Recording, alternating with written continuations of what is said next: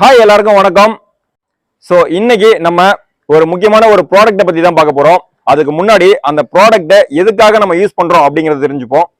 First, உங்க வீட்டில் already நீங்க ஒரு இன்வெர்டரும் ஒரு பேட்டரியும் நீங்க வந்து யூஸ் பண்ணிட்டு இருப்பீங்க.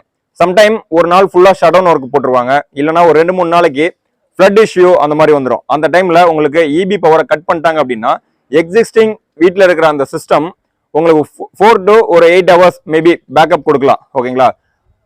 இப்போ இபில இருந்து ஒரு 2-3 நாள் நமக்கு பவர் கட் பண்ணிட்டாங்கன்னு வைங்களேன், நமக்கு அடுத்து எப்போ இபி வருதோ அப்போதான் உங்களுக்கு அந்த பேட்டரி சிஸ்டம் உங்களால யூஸ் பண்ண முடியும்.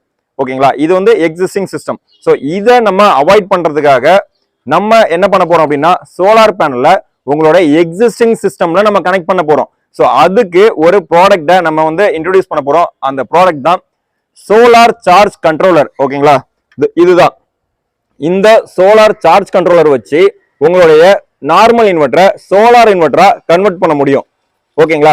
சோ இத பத்தி தான் நம்ம வந்து இந்த வீடியோல பார்க்க போறோம். வாங்க வீடியோக்குள்ள போலாம்.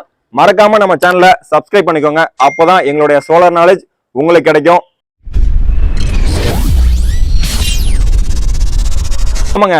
சோ இந்த பிராண்ட் ஆஷா பவர். ஓகேங்களா? சோ ஆஷா பவர் அப்படிங்கிற ஒரு பிராண்ட்ல தான் இந்த சார்ஜ் கண்ட்ரோலர் வந்து இன்ட்ரோடியூஸ் பண்றோம்.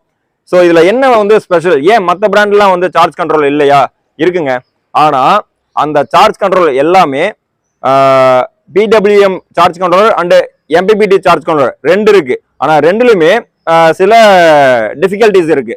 என்னன்னா, நம்ம ஒரு இந்த சார்ஜ் கண்ட்ரோலர்ல இந்த ஸ்பெக்கு சோலார் பேனல் தான் யூஸ் பண்ண முடியும் அப்படின்னு சொல்லி ஒரு கண்டிஷன் இருக்கு. பட் இந்த சார்ஜ் கண்ட்ரோலர்ல எந்த கண்டிஷனுமே கிடையாது. நீங்க வந்து 250 வாட்ஸ் இல்ல 150 வாட்ஸ் சோலார் பேனல் இருந்து இப்போ லேட்டஸ்டா வர 635 வாட்ஸ் சோலார் பேனல் வரைக்கும் நீங்க இதுல கனெக்ட் பண்ணி யூஸ் பண்ண முடியும். சோ அதுதான் இதுல ஒரு பெரிய அட்வான்டேஜ்.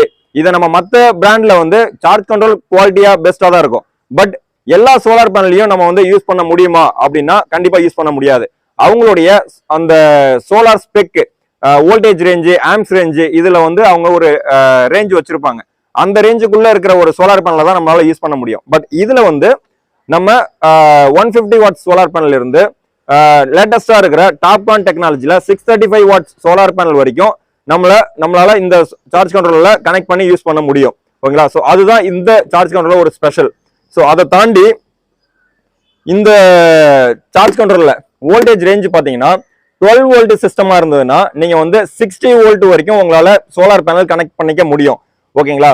அதுவே 24 வோல்ட் சிஸ்டமா இருந்ததுன்னா, அதாவது வீட்டுல வந்து single battery double battery, single பேட்டரியா இருந்ததுன்னா 12 வோல்ட் சிஸ்டம்னு சொல்லுவோம். அதுவே டபுள் பேட்டரியா இருந்ததுன்னா 24 வோல்ட் சிஸ்டம்னு சொல்லுவோம். ஸோ அந்த ரெண்டு சிஸ்டமுமே இந்த இதுல நீங்க வந்து கனெக்ட் பண்ணி யூஸ் பண்ண முடியும். ஓகேங்களா? நெக்ஸ்ட், இந்த சார்ஜ் கண்ட்ரோலர்ல மேக்சிமம் எவ்வளவு வாட் பீக் சோலார் பேனல் நம்மளால வந்து கனெக்ட் பண்ண முடியும் அப்படின்னா, இப்போ நீங்க வீட்டுல வந்து 12 வோல்ட் சிஸ்டம், அதாவது சிங்கிள் பேட்டரி சிஸ்டம் நீங்க வச்சிருக்கீங்க அப்படின்னா இந்த சார்ஜ் கண்ட்ரோல் வந்து 60 வோல்ட் வரைக்கும் கனெக்ட் பண்ண முடியும். அப்படி பார்க்கும்போது நம்மளால மேக்சிமம் 900 வாட்ஸ் வரைக்கும் சோலார் பேனல் நம்மளால கனெக்ட் பண்ணிக்க முடியும். ஓகேங்களா?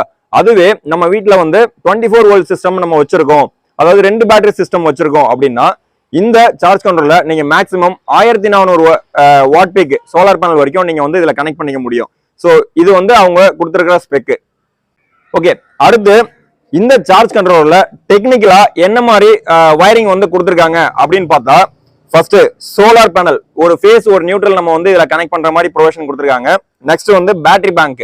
ஸோ பேட்டரியில இருந்து டைரக்டா நம்ம வந்து இந்த சார்ஜ் கண்ட்ரோலர்ல கனெக்ட் பண்ணிட்டோம் அப்படின்னா நம்ம சோலார் பேனல்ல இருந்து இந்த சார்ஜ் கண்ட்ரோலருக்கு பவர் வரும்.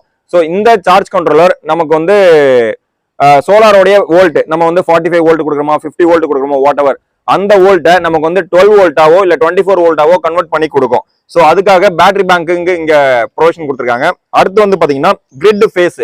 ஸோ நம்ம கிரிட்ல இருந்து வர இபி இன்புட், அதுல வந்து ஃபேஸ் மட்டும் கொடுத்துருக்காங்க. நம்ம வந்து நியூட்ரல் வந்து டைரக்டா நம்ம இன்வெர்டருக்கு போயிடும். ஓகேங்களா? ஸோ இந்த சிஸ்டம்ல நீங்க வந்து வயரிங் பண்ணணும் அப்படின்னா இந்த சிஸ்டம் பத்தி நல்லா தெரிஞ்ச ஒரு டெக்னீஷியனை வச்சு மட்டும்தான் நீங்க இதுல வயரிங் பண்ணணும். ஏன்னா ரொம்ப கொஞ்சம் கிரிட்டிக்கலா யோசிச்சு தான் இதை பண்ணணும். ஓகேங்களா? ஸோ இதுல யாரும் ரிஸ்க் எடுக்காதீங்க.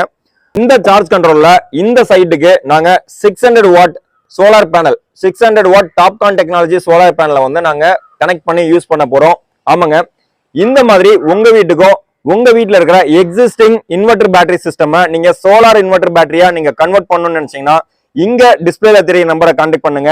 நாங்க உங்க வீட்டுக்கு இந்த மாதிரி ஒரு சார்ஜ் கண்ட்ரோலர் இன்ஸ்டால் பண்ணி உங்க வீட்டுக்கு சோலார் பேனல் ஆட் பண்ணி 2-3 நாள் உங்க வீட்டுல கரண்ட் இல்ல அப்படின்னாலும் நீங்க நைட்டு ஃபுல்லா பேட்டரியை யூஸ் பண்ணதுக்கு அப்புறம் அடுத்த நாள் காலையில உங்களுக்கு சூரிய ஒளி வந்துருச்சுன்னா ஆட்டோமேட்டிக்கா சோலார் பேனல் இருந்து சார்ஜ் கண்ட்ரோலர் வழியா உங்க பேட்டரியை சார்ஜ் பண்ணி நீங்க 24/7 உங்க வீட்டுல லைட் ஃபேன் உங்களால ஓட்ட முடியும். ஓகேங்களா? ஸோ மறக்காம எங்க சேனலை சப்ஸ்கிரைப் பண்ணிக்கோங்க. எங்களை கான்டாக்ட் பண்ணா இங்க டிஸ்பிளேல தெரியுற நம்பரை கான்டாக்ட் பண்ணுங்க. தேங்க்யூ, பாய்ங்க.